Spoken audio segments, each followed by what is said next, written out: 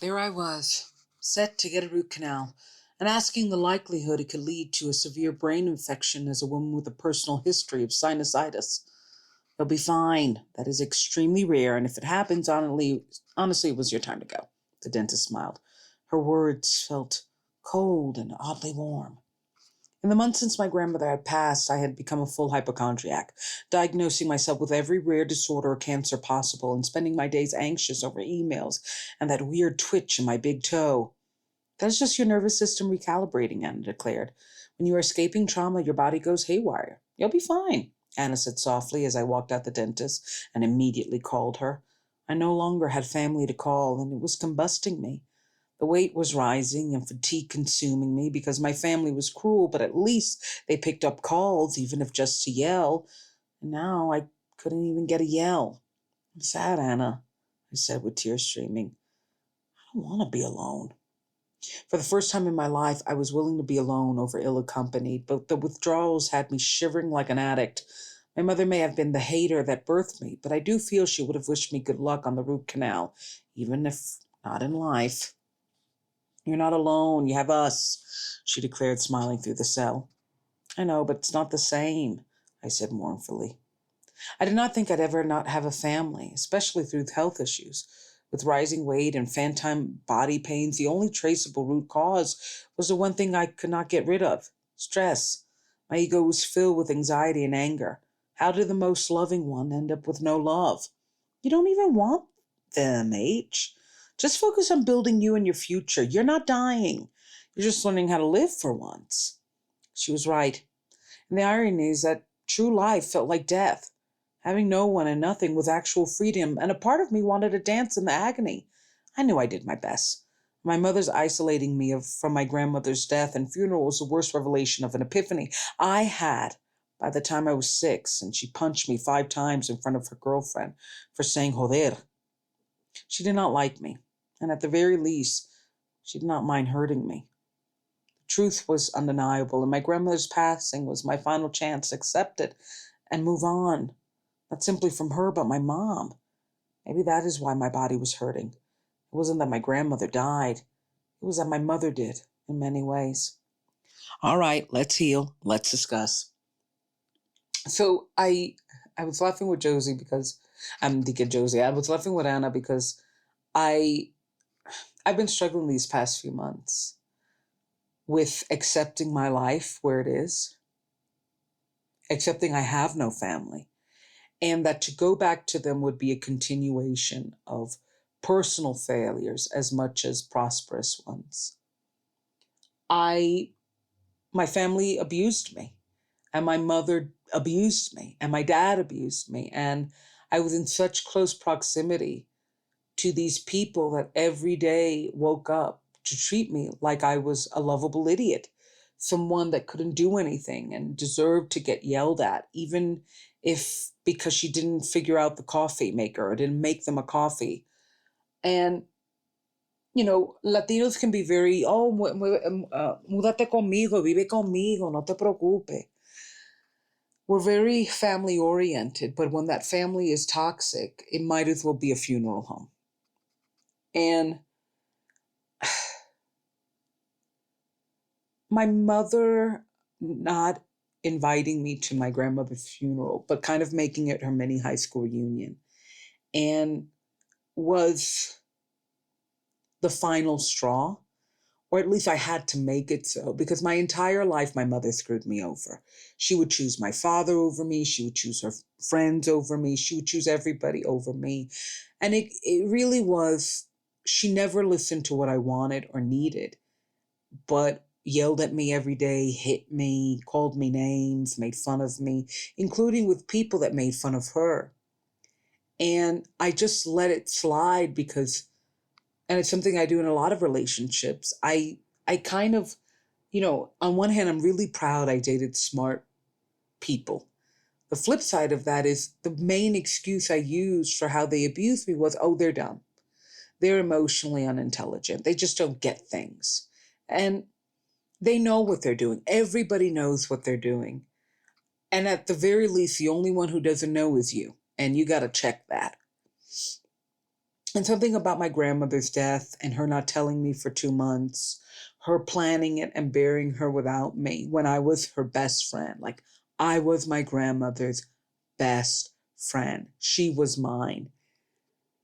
It was this moment of, you have to leave your mother now. Otherwise, you're going to get grey gardened.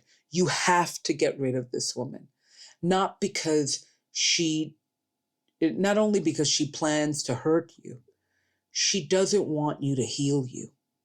Every time I had something good going for me, I told my mother and it would go combust energetically. And this just felt like, why do I? There's no way I can save this relationship. There's no way I could fix this relationship because I didn't create it.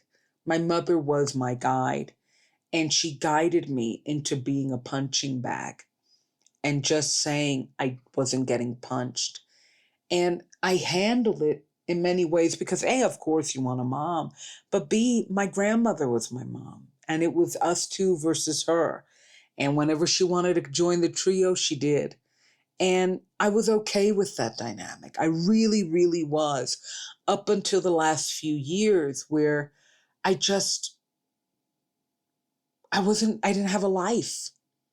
And I was trying to make a life for me, get new relationships, new friendships, new job opportunities, a new sense of self. And I kept on running into them as wounds. And my love for them overrode the fact that they didn't love themselves. They weren't always really loving to me. And the truth is, my mother hated me. And kind of losing everybody, like in a span of months, made my body go absolutely haywire. Fatigue, weight gain, random pains, and it just became hell because I felt like my days were on WebMD trying to figure out what illnesses I had because I had no insurance. And just feeling like, oh my God, am I passing away? And the truth is, my life was. I couldn't go back to who I was. I couldn't go back to the person who could handle abuse just to get love. And I literally couldn't go back because the one person who loved me was gone. You know, my grandmother was a huge band-aid over my mother's abuse because she was the only person besides my dogs, and I can't even be ashamed to say it, that ever loved me in the ways I needed. She heard what I wanted in love and gave it to me. And that matters. And she was difficult and she was prickly. And I just felt like she was relief in an ecosystem that was very draining. My mother was super overwhelmed, very angry, always yelling, always mad. And then she would have these moments where she was really funny or she was really lighthearted. But they were moments because you either got the volcano or you left her alone.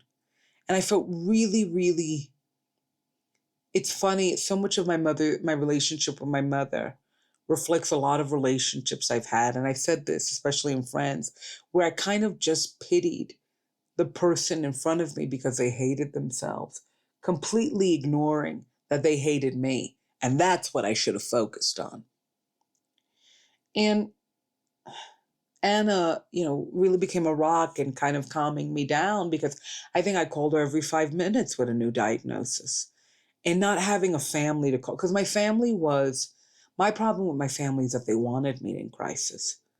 That's the only time they ever treated me well was when I was sick. And I couldn't get that love, even though there was something twisted about it.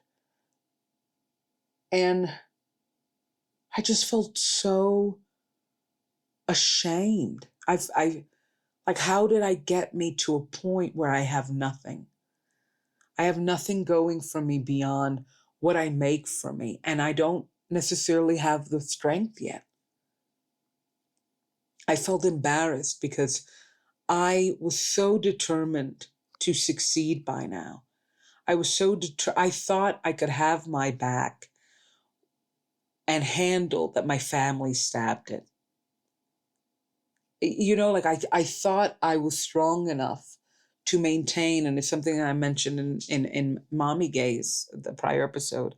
I thought it was strong enough to maintain relationships that, were fun and were loving, even though they didn't like me, that always had that mix of I hate you, but I love you. I envy you, but I encourage you. I thought I could handle those dynamics because I was raised in them.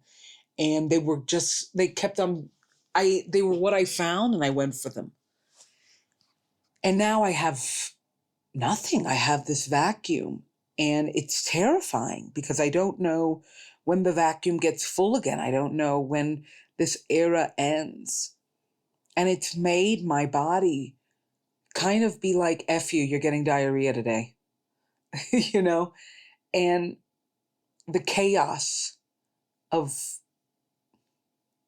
it's like calming down makes everything feel chaotic because I can't even pour into my anxiety anymore. I can't even feel it anymore physically. It's too draining. And nobody really tells you how grief hits you physically. You hear of people passing away because of a broken heart. And I feel like that. I feel like I'm passing away. And, as Anna explained, it is a form of death and new life will come and who, what, when, where, how, why, hopefully soon. But it feels horrible because my grandmother died, but so did my mom. And it's very strange to lose somebody who's alive. It's very strange to know if I call them, I'm going to walk out with such a low self-esteem, but at least I heard their voice. And I have at Daddy Recovery on TikTok, and I talked about the weirdness of the kind of shame you feel at understanding you're too strong for other people's BS anymore. My mother is a liar, and she likes to manipulate, and she likes to be the victim. And I just wanted her to love me. I didn't want any of that. I didn't want the shame. I didn't want the guilt. I didn't want the victimhood. I just wanted to enjoy her. And my grandmother could be like that, but at least she let me enjoy her. And I knew she enjoyed me despite her traumas. And I never got that with my mom. I never got the joy without the pain, not a single day. And how she isolated me from my grandmother's passing and kind of made it, again, her prom reunion, inviting friends and centering herself. It kind of cut the hope that I ever would.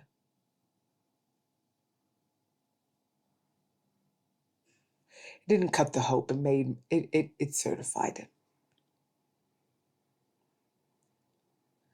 So check out theandrewvueselaw.com for Daddy Recovery episodes. Follow the Substack and check out How to the on all music platforms.